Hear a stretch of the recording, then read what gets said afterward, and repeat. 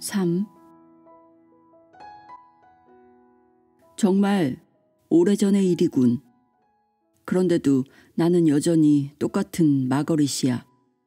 늙는 것은 우리의 인생들 뿐이지. 우리가 사는 이곳에서는 수백 년이 단 몇 초로 계산되고 인생을 1000번 살고 나야 눈이 뜨이기 시작하지. 유진 오닐. 캐서린과 함께 놀라운 사건들을 경험하기 전까지 나는 전생퇴행요법에 대해 들어본 적도 없었다. 내가 다녔던 예일대학교 의과대학은 물론 그 밖에 어느 교육기관에서도 나에게 그런 것을 가르쳐주지 않았다. 나는 지금도 그날의 순간을 생생히 기억하고 있다.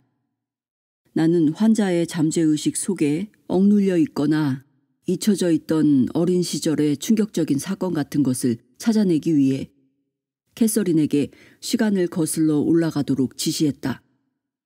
나는 내심 그런 사건들이 당시 캐서린을 괴롭히고 있던 불안과 우울 증상의 원인일 것이라고 믿고 있었다.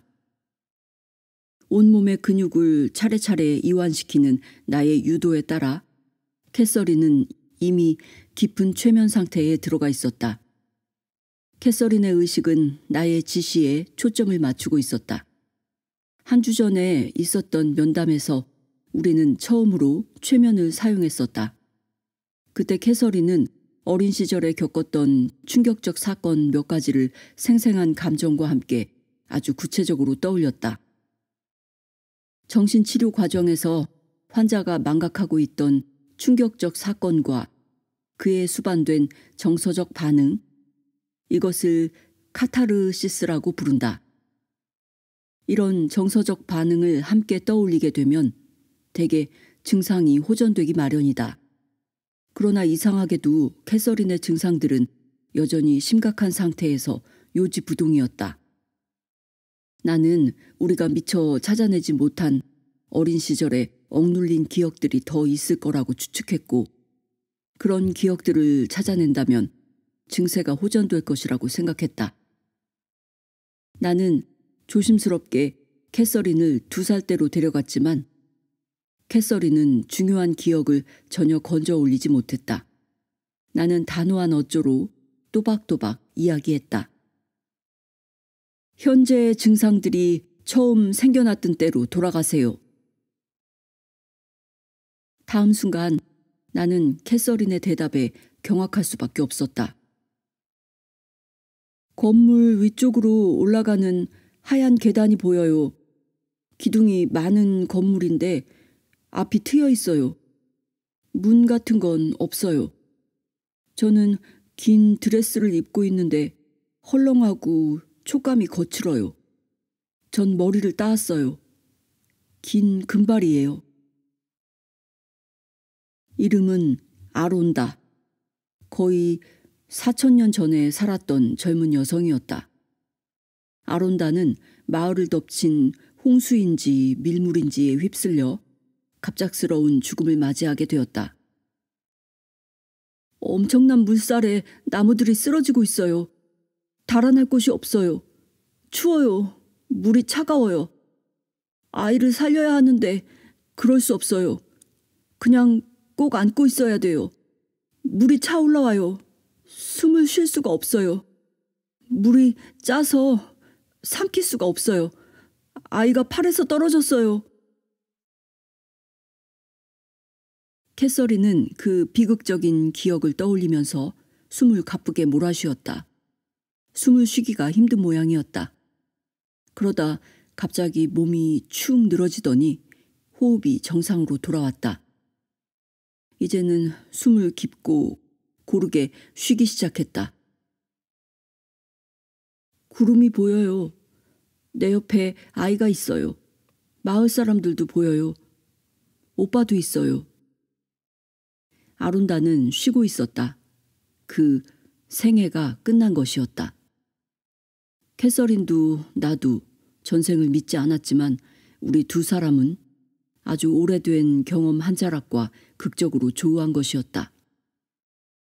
그런데 놀랍게도 평생을 따라다니던 캐서린의 호흡 곤란 증세가 이 단 한 번의 치료로 거짓말같이 사라졌다. 나는 상상이나 환상은 그토록 깊이 인이 박힌 만성적 증상들을 치료하지 못한다는 걸 알고 있었다. 그러나 카타르시스를 동반한 기억은 그럴 수 있었다. 한 주 한 주가 지나면서 캐서린은 더 많은 전생을 기억해냈다. 증상들은 사라졌다. 캐서린은 어떤 약물도 사용하지 않고 치유되었다. 이로써 캐서린과 나는 퇴행요법의 놀라운 치유력을 발견하게 되었다. 처음에는 나 자신의 회의주의로 인해 그리고 의사가 되는 과정에서 받았던 혹독한 과학적 훈련으로 인해 전생이라는 개념을 쉽사리 받아들일 수가 없었다. 그러나 두 가지 요인이 나의 회의주의를 약화시켰다. 하나는 신속하면서도 지극히 정서적인 요인이었고 다른 하나는 점진적이고 지성적인 것이었다. 어느 날 캐서린은 고대의 한 생애에서 경험했던 죽음을 기억해냈다. 온 땅을 휩쓴 전염병으로 인한 죽음이었다. 캐서린은 여전히 깊은 최면 상태에 있었고 자신의 육체 위를 떠다니다가 아름다운 빛에 이끌려갔던 장면을 떠올렸다. 캐서린이 말했다. 그분들 말씀이 신은 다수라고 합니다. 신은 우리 모두의 안에 존재하기 때문이랍니다. 그러고 나서 캐서린은 이미 세상을 떠난 나의 아버지와 내 어린 아들의 삶과 죽음에 대해 이야기하기 시작했다. 모두 지극히 사적인 내용들이었지만 캐서린은 세세한 부분까지 너무나도 정확하게 알고 있었다. 나의 아버지와 아들은 둘 다 여러 해 전에 마이애미에서 멀리 떨어진 곳에서 세상을 떠났다. 마운트 사이나이 의료센터 부속 연구실의 기술요원인 캐서린은 두 사람에 대해 전혀 아는 것이 없었다. 캐서린에게 그토록 자세한 이야기를 전해줄 만한 사람은 전혀 없었다. 캐서린의 이야기들은 소름 끼칠 정도로 정확했다. 캐서린의 입에서 오랜 세월 동안 숨겨져 왔던 비밀스런 진실들이 흘러나오는 것을 보면서 나는 충격과 함께 온몸에 소름이 돋는 걸 느꼈다. 내가 더듬거리며 물었다. 누굽니까? 누가 캐서린에게 그런 말을 해주고 있죠? 캐서린이 속삭였다. 스승들이 말을 해줘요. 제가 육체 상태에서 86번을 살았대요. 나중에 캐서린은 자신을 통해 나에게 이야기를 전해준 그 스승들이 고도로 진화한 영혼들이며 지금은 육체를 입고 있지 않다고 설명해 주었다. 그 존재들로부터 나는 눈부신 정보와 심오한 통찰을 얻을 수 있었다. 캐서린은 물리학이나 형이상학에 대해 공부한 적이 전혀 없었다. 그 스승들이 전해준 지식들은 캐서린의 능력을 훨씬 뛰어넘는 것이었다. 캐서린은 차원적 층이니 파동적 차원이니 하는 것에 대해 전혀 알지 못했다. 그러나 캐서린은 깊은 트랜스 상태에서 이런 난해한 개념들을 거침없이 이야기했다.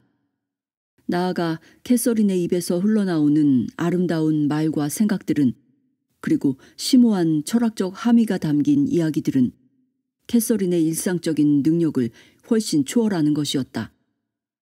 그 전까지 나는 캐서린이 그토록 간결하고 시적인 표현을 구사하는 것을 본 적이 없었다. 캐서린의 입을 통해 흘러나오는 스승들의 메시지를 들으면서 나는 그 개념들을 내가 이해할 수 있는 언어로 옮기기 위해 캐서린의 정신과 그리고 캐서린의 성대와 싸우고 있는 또 다른 고차원의 힘을 느낄 수 있었다. 스승들의 메시지는 이후에 이루어진 여러 차례의 면담 치료에서도 계속 이어졌다. 그것은 삶과 죽음에 대한 가르침들이었고 영적 차원과 우리가 지상에서 살고 있는 목적에 관한 아름다운 메시지들이었다. 나는 깨어나기 시작했다. 나의 회의주의는 사그라들고 있었다. 나는 생각했다. 나의 아버지와 아들에 대한 캐서린의 이야기가 맞다면 전생과 환생에 대한 이야기도 영혼의 불멸성에 대한 이야기도 맞지 않을까? 나는 그렇게 믿었다. 스승들은 전생에 대해서도 이야기했다. 우리는 육체 상태로 들어올 때와 떠날 때를 선택합니다. 우리는 지상에 내려와서 성취하고자 했던 것들이 다 이루어지는 때를 알 수 있습니다. 우리는 가야 할 시간이 된 걸 알 수 있고 그러면 죽음을 기꺼이 받아들일 수 있게 됩니다. 이 생애에서 더 이상 얻을 것이 없다는 걸 알기 때문입니다. 우리가 시간을 보내고 나면 영혼을 쉬게 하고 재충전하는 시간을 다 보내고 나면 육체 상태로 다시 들어가는 것을 선택하는 일이 허락됩니다. 망설이는 사람들, 이곳으로 돌아오는데 확신이 없는 사람들은 자신에게 주어진 기회, 즉 육체 상태에서 이루어져야 하는 것들을 이루는 기회를 잃을 수 있습니다. 캐서린을 치료한 이후로 나는 1000명 이상의 환자를 전생으로 퇴행시켰다. 그 중에서 스승들과 접촉할 수 있었던 경우는 극소수에 불과했다. 그러나 나는 그 가운데 대부분의 사람들에게서 놀라운 임상적 변화가 일어나는 것을 목격할 수 있었다. 환자들이 가까운 전생을 회상하다가 그 생애에서 자신의 이름을 떠올린 뒤 그 인물의 존재를 증명해주는 기록을 발견하게 되거나 그 세세한 기억의 내용들을 확증해주는 옛 기록을 찾아내는 경우도 여러 번 목격했다. 환자들 중에는 전생에 육신이 묻혀있는 무덤을 찾아낸 사람들도 있었다. 일부 환자들은 퇴행 중에 현생에서 한 번도 배우거나 들어보지 못한 언어를 능숙하게 구사하기도 했다. 나는 제노글로시로 알려진 이런 능력을 자연 발생적으로 보여준 어린이들을 몇 명 연구한 적도 있었다. 나는 다른 연구자들의 저작을 섭렵했다. 그들은 저마다 전생 퇴행 요법을 시행하면서 나의 것과 매우 유사한 결과들을 보고하고 있었다. 나의 두 번째 책 전생 요법에 상세하게 기록한 대로 이 요법은 많은 유형의 환자들, 특히 정서적인 장애나 시민성 장애를 가진 사람들에게 효과가 있었다.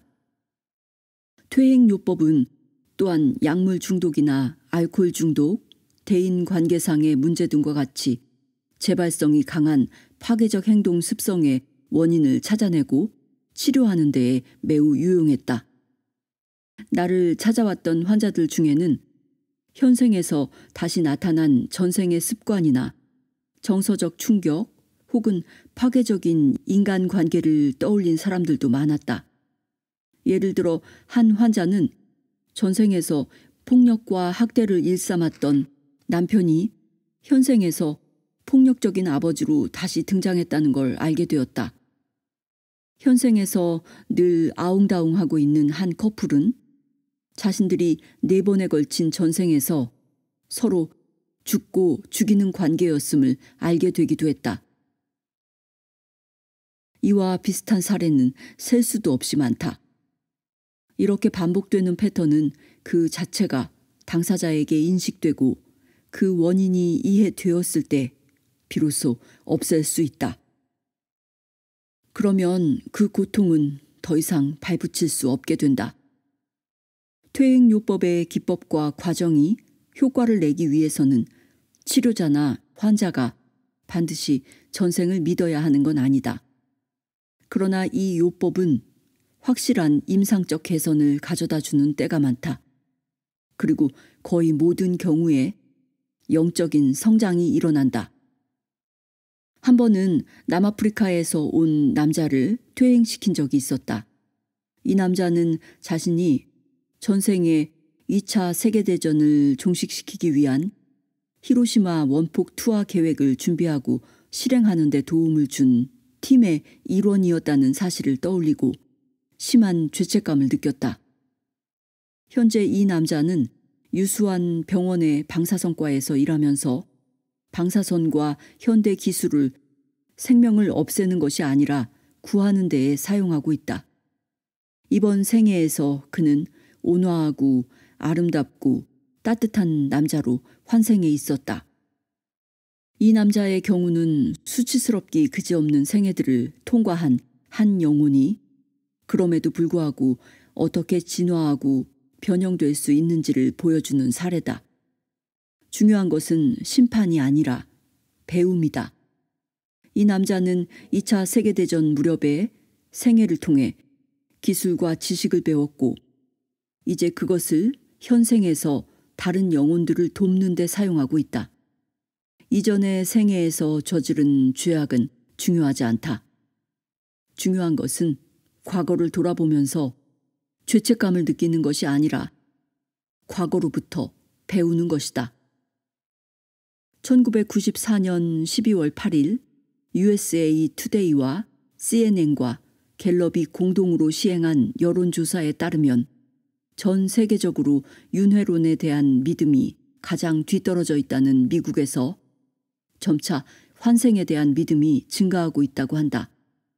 환생을 믿는 미국 국민의 비율이 1990년에 21%였던 것이 1994년에는 27%로 증가한 것이다. 더 있다. 죽은 사람과 접촉하는 일이 가능하다고 믿는 사람이 1990년에 18%에서 1994년에는 28%로 증가했다. 또한 미국 전체 국민의 90%가 천국을 믿고 79%가 기적을 믿는 것으로 나타났다. 지금 나의 귀에는 영혼들이 손뼉치는 소리가 들리는 듯하다. 4. 윤회라는 개념 안에는 우리에게 지극한 위안을 주는 실제에 대한 설명이 들어있으니 이로써 인도 사상은 유럽의 사상가들이 두 손 든 난제들을 거뜬히 뛰어넘는다. 알베르트 슈바이처. 엘리자베스는 그 다음 주에 처음으로 퇴행을 경험하게 되었다. 나는 신속 유도 기법을 이용해 엘리자베스를 깊은 최면 상태로 유도했다. 일상적인 의식이 만들어내기 쉬운 방해물과 장애를 통과하기 위해 선택한 방법이었다. 최면은 의식이 집중된 상태이다. 그런데 우리의 에고 혹은 마음은 이런저런 생각을 불러일으켜서 얼마든지 이런 집중을 방해할 수 있다. 나는 신속 유도 기법을 사용해서 불과 1분 만에 엘리자베스를 깊은 최면 상태로 데려갈 수 있었다. 그 전주에 나는 엘리자베스에게 이완 연습용 오디오 테이프를 주어 집에서 미리 들어보도록 했었다. 이 테이프는 환자들이 자기 최면 기술을 연습할 수 있도록 제작된 것이다. 나의 경험으로 보면 집에서 이완 연습을 많이 한 환자일수록 진찰실에서 더 깊은 최면 상태로 들어가는 경우가 많다. 이 테이프는 환자들이 몸과 마음의 긴장을 푸는 데에도 도움을 주고 숙면을 취하는 데에도 큰 도움이 된다. 엘리자베스는 집에서 테이프를 들어보았지만 이완이 잘 되지 않았다. 테이프를 들을 때마다 잘못되면 어쩌나 하는 걱정과 함께 과도한 긴장에 사로잡혔다. 혼자 살고 있는 처지에서 만일의 사태가 벌어질 경우 자신을 도와줄 사람이 아무도 없다는 생각이 머릿속에서 떠나질 않았다. 엘리자베스의 마음은 끊임없이 일상적인 생각들을 불러일으켜 테이프로부터 주의를 빼앗음으로써 자신을 보호했다. 엘리자베스는 신경 과민과 잡념들로 인해 전혀 집중을 할 수가 없었다. 엘리자베스가 들려주는 이야기를 들으면서 나는 엘리자베스의 마음과 두려움이 만들어내고 있는 장애를 돌파하기 위해서는 더 신속한 기법을 사용해야 한다는 판단이 들었다. 최면에 의한 트랜스 상태를 유도하는 데 가장 널리 사용되는 기법은 점진적 이완이라고 하는 것이다. 먼저 환자의 호흡을 깊고 느리게 만든 다음 근육을 차례로 이완시키라고 차근차근 지시함으로써 환자를 깊은 이완 상태로 유도한다. 그런 다음 마음을 편안하게 만들어주는 아름다운 장면을 눈앞에 그리라고 지시한다. 이어서 수를 거꾸로 세는 것 같은 기법들을 사용해서 환자가 더욱더 깊은 상태로 들어가도록 도와준다. 이때쯤 되면 환자는 최면 트랜스 상태의 강도를 조절할 수 있는 빛 속으로 들어가게 되는데 치료자는 필요할 경우 그 상태를 더 깊게 만들 수도 있다. 여기까지 보통 15분 정도가 걸린다. 그러나 그 15분 동안 환자의 마음은 이완된 상태에서 시술자의 암시를 따라가는 대신 생각하고 분석하고 따짐으로써 최면 과정을 방해하는 수가 있다. 논리적이고 선형적이며 고도로 이성적인 패턴으로 사고하는 훈련이 된 회계사 같은 사람들의 경우 일상적인 마음이 계속 활동하면서 이 과정을 방해하는 수가 많다. 나는 엘리자베스의 경우 어떤 기법을 사용하든 깊은 상태로 들어갈 수 있으리라는 느낌이 들었지만 좀 더 확실한 결과를 얻기 위해 더 신속한 방법을 사용하기로 했다.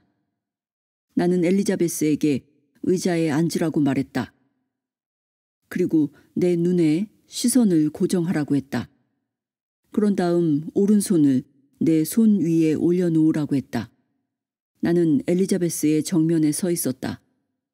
엘리자베스는 의자에 앉은 채로 상체를 앞으로 살짝 기울여서 내 손에 체중을 약간 실은 상태가 되었다. 엘리자베스의 시선은 나의 두 눈에 고정되어 있었다. 다음 순간 나는 아무런 예고 없이 엘리자베스의 손 밑에 있던 내 손을 빼냈다. 의지할 데가 없어진 엘리자베스의 몸이 앞으로 기울어졌다. 바로 그 순간 나는 큰 소리로 "잠드세요!" 하고 외쳤다. 엘리자베스의 상체가 곧바로 의자 등받이에 파묻혔다. 엘리자베스는 이미 깊은 최면 트랜스 상태에 들어가 있었다. 엘리자베스의 표면 의식이 그 갑작스러운 균형의 상실에 주의를 빼앗긴 사이 잠들라는 나의 명령이 아무런 방해도 받지 않고 잠재의식 속으로 직접 파고 들어간 것이다.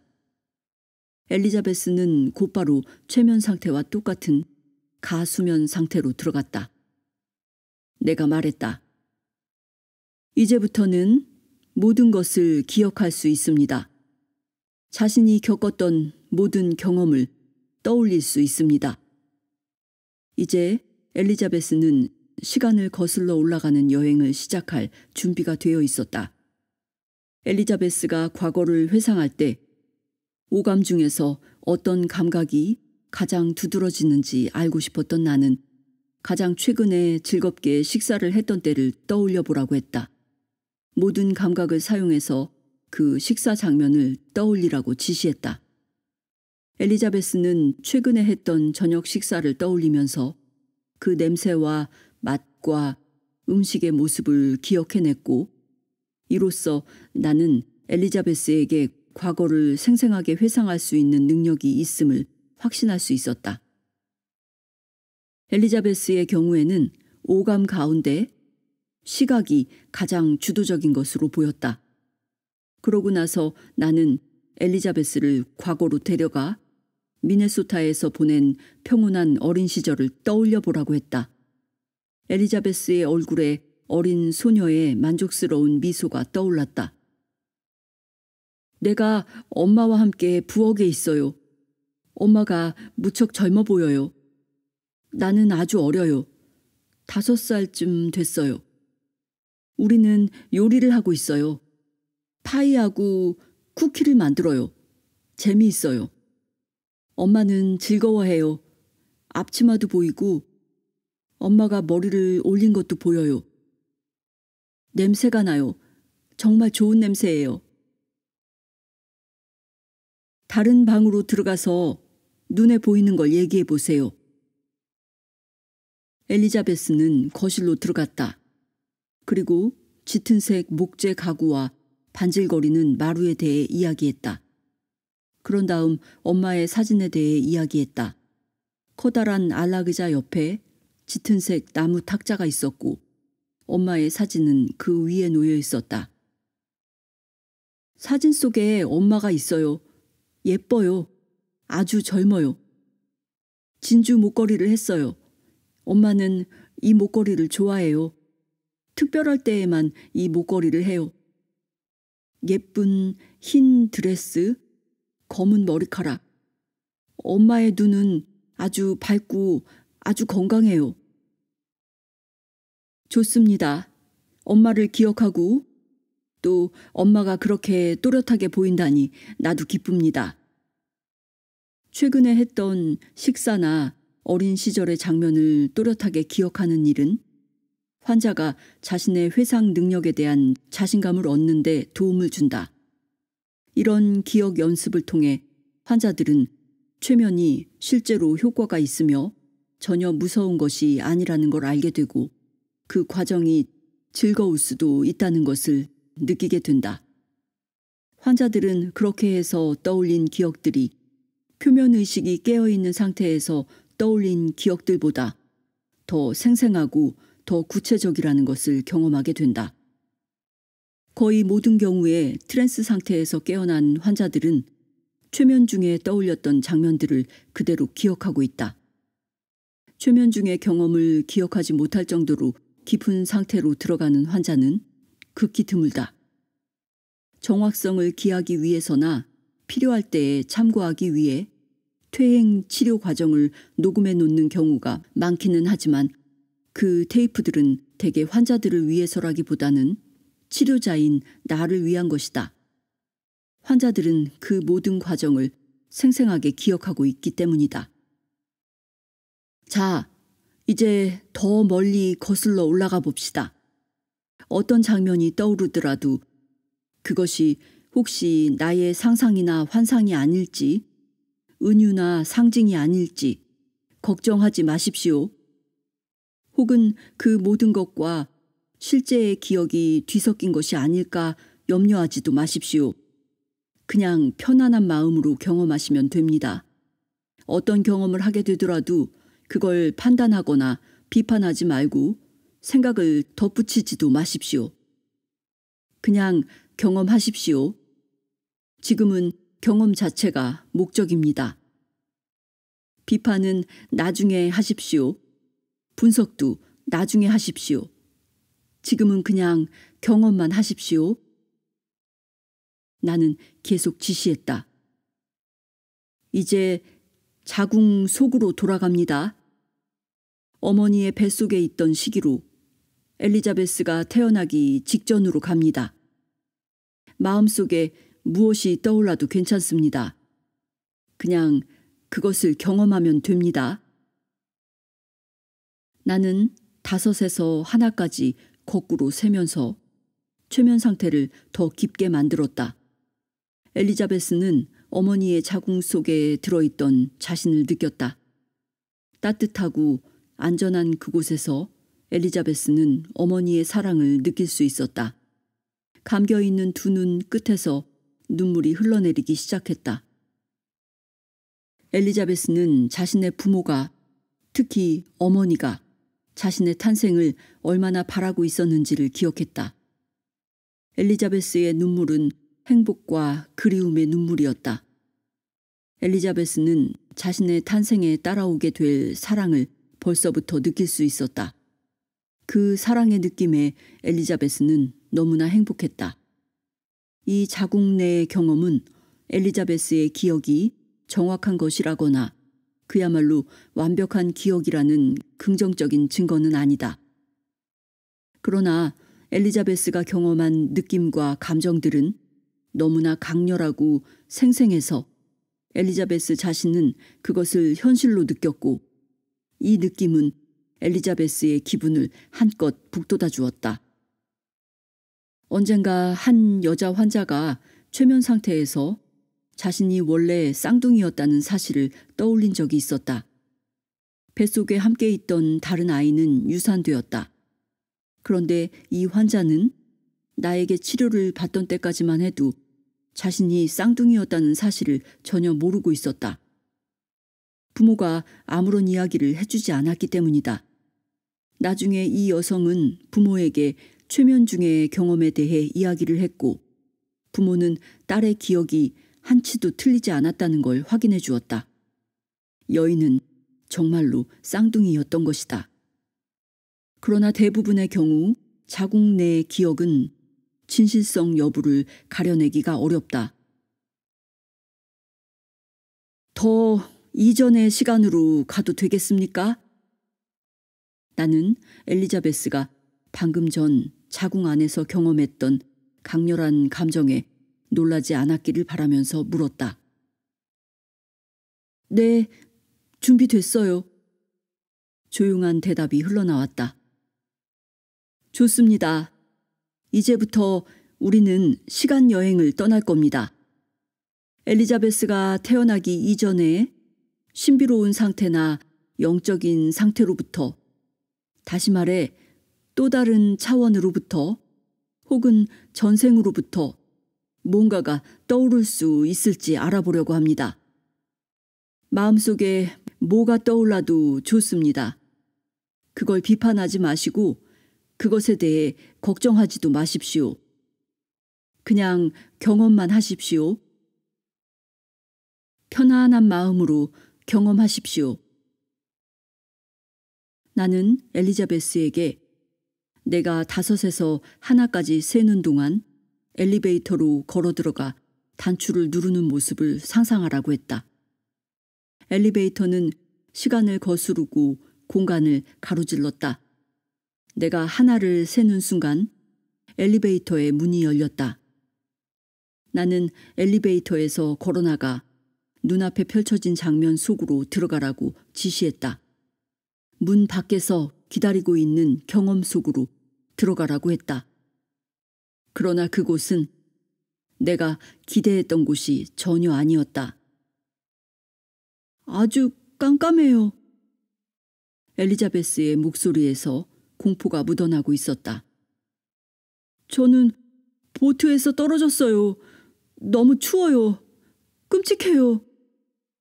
내가 재빨리 끼어들었다. 불편한 느낌이 들면 그 장면 위로 떠올라서 영화를 보는 것처럼 그 장면을 바라보십시오. 하지만 불편하지 않으면 거기 그대로 머무르십시오. 무슨 일이 일어나고 있는지 보십시오. 자신이 무엇을 경험하고 있는지 보십시오. 엘리자베스에게 그 경험은 두렵게 느껴졌고 그래서 위쪽으로 떠올랐다. 엘리자베스는 10대 소년이 되어 있는 자신의 모습을 보았다. 한밤중에 몰아닥친 폭풍에 휩쓸려 배에서 떨어져 나간 소년은 캄캄한 물속으로 빠졌다.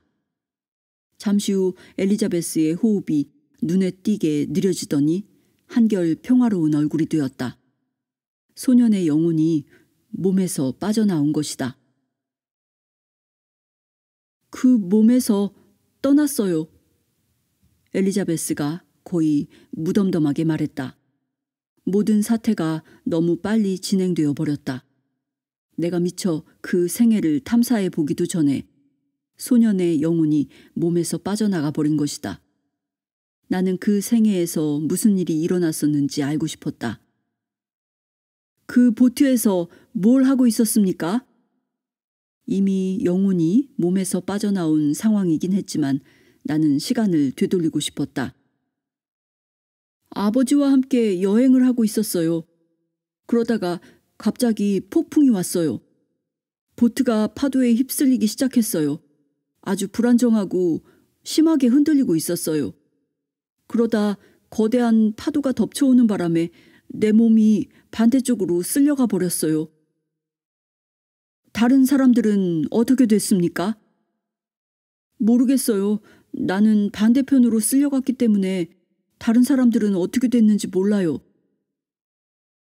그 일이 일어난 게 몇 살 때였습니까? 잘 모르겠어요. 12살이나 13살? 10대 초반이에요. 엘리자베스는 더 이상 자세한 기억을 떠올리고 싶은 마음이 없어 보였다. 엘리자베스는 그 생애를 일찍 마감했고 그 생애에 대한 회상 또한 일찍 마감해버렸다. 나는 정보를 더 얻어내기 힘들겠다는 생각에 엘리자베스를 최면에서 깨웠다. 다음 주에 다시 엘리자베스가 진찰실로 들어섰다. 내가 항우울제를 한 알도 처방해주지 않았었는데도 표정이 덜 우울해 보였다. 더 가벼워진 느낌이에요. 더 자유로워진 것 같아요. 이제는 어두운 곳에서도 별로 불편한 느낌이 없어요. 그때까지 엘리자베스는 어두운 곳에만 가면 까닭없이 불안해했고 밤에 혼자 외출하는 것도 꺼렸다. 집에 있을 때는 항상 모든 불을 켜놓았다. 그런데 지난 일주일 사이 그런 증상이 사라져버린 것이었다. 나는 몰랐던 사실이지만 엘리자베스는 수영을 할 때면 늘 불편하고 뭔가 불안한 것을 느꼈었는데 지난주에는 자신의 콘도미니엄 스포츠 센터에 있는 수영장과 거품 목욕탕에서 시간을 보낼 수가 있었다. 그런 증상들 때문에 심한 스트레스를 받지는 않았지만 엘리자베스는 어쨌든 그런 증상들이 사라지고 있다는 것이 기뻤다. 우리가 느끼는 두려움 가운데 많은 부분은 미래가 아니라 과거에 뿌리를 두고 있다. 우리가 가장 두려워하는 일은 이미 어린 시절에 혹은 전생에서 겪은 일일 경우가 많다.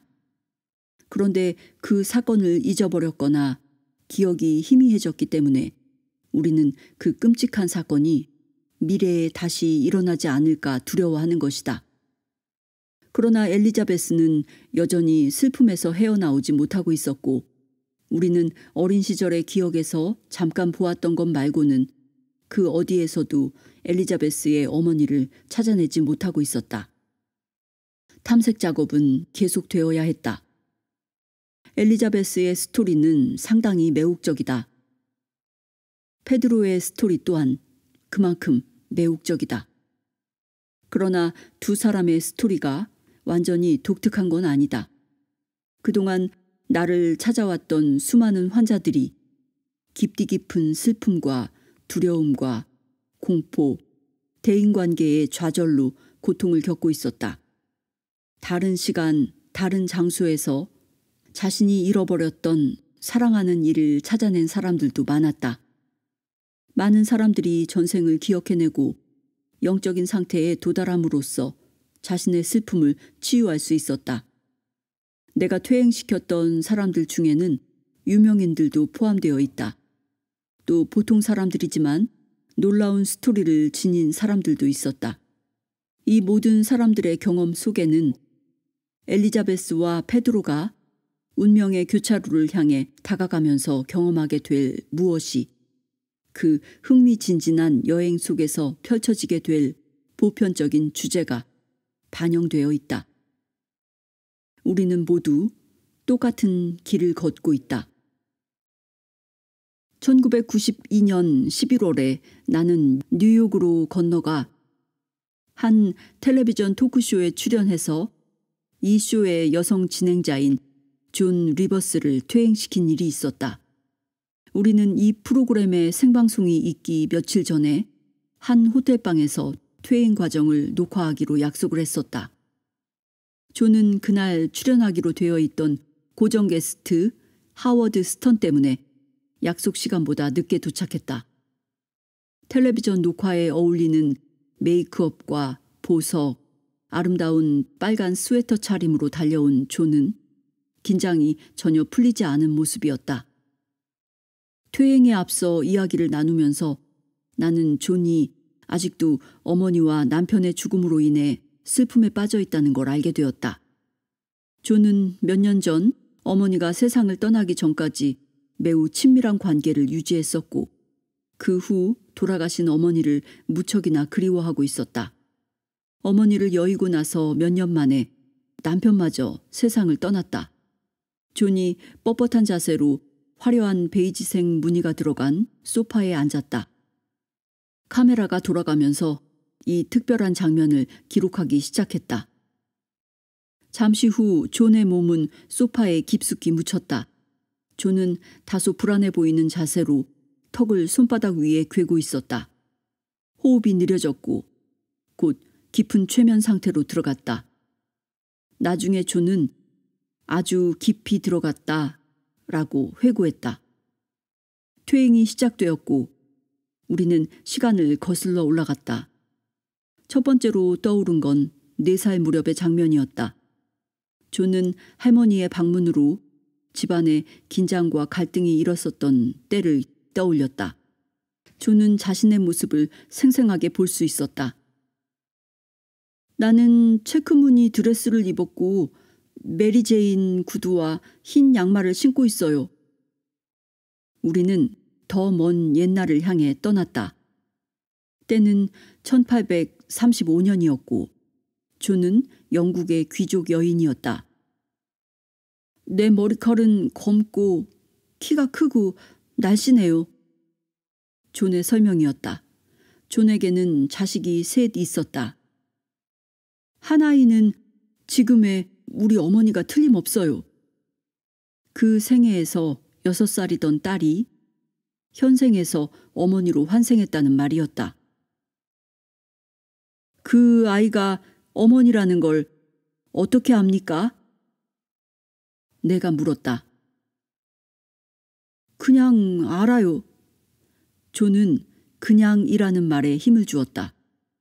영혼을 알아보는 일은 언어의 표현을 뛰어넘는 경우가 많다. 그것은 직관적으로 아는 것이고 가슴으로 느끼는 것이다. 존 리버스는 그 어린 소녀와 자신의 어머니가 똑같은 영혼임을 그냥 알았다. 존은 그 영국 여성의 남편 역시 키가 크고 날씬한 모습이었던 건 기억했지만 현생에서 아는 사람은 아니라고 했다. 그 사람은 비버 가죽으로 만든 실크 해트를 쓰고 있어요. 존이 설명했다. 남자는 정장을 하고 있었다. 우리는 크고 작은 정원이 조성되어 있는 넓은 공원을 걷고 있어요. 잠시 후 존이 갑자기 울기 시작했다. 그 장면을 떠나고 싶다고 했다. 자식 하나가 죽어가고 있었다. 어머니예요. 존이 흐느끼면서 소리쳤다. 죽어가고 있는 딸이 현생의 어머니라는 말이었다. 끔찍해요. 끔찍하게 슬퍼요. 소녀는 죽었고 우리는 그 시간과 장소를 떠났다. 잠시 후 시간을 더 거슬러 올라가 18세기로 들어갔다. 1700년대쯤이에요. 나는 농부고 남자예요.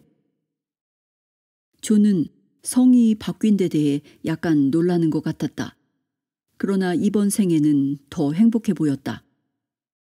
나는 아주 좋은 농부예요. 땅을 아주 사랑하거든요. 존이 설명했다. 실제로 현생에서 존은 정원일을 무척 좋아한다고 했다. 정원일은 정신없이 바쁜 쇼 비즈니스 생활 속에서 평화와 휴식을 얻는 안식처였다. 나는 부드럽게 존을 깨웠다. 존이 느끼던 슬픔은 벌써 치유되기 시작했다. 존은 1835년 영국에서 자신의 어린 딸이었고 현생에서 자신의 소중한 어머니였던 분이 수백 년을 함께 해온 영혼의 동반자임을 깨닫게 되었다. 비록 지금은 또다시 헤어졌지만 존은 두 사람이 또 다른 시간, 또 다른 장소에서 다시 만나게 될 것임을 믿게 되었다.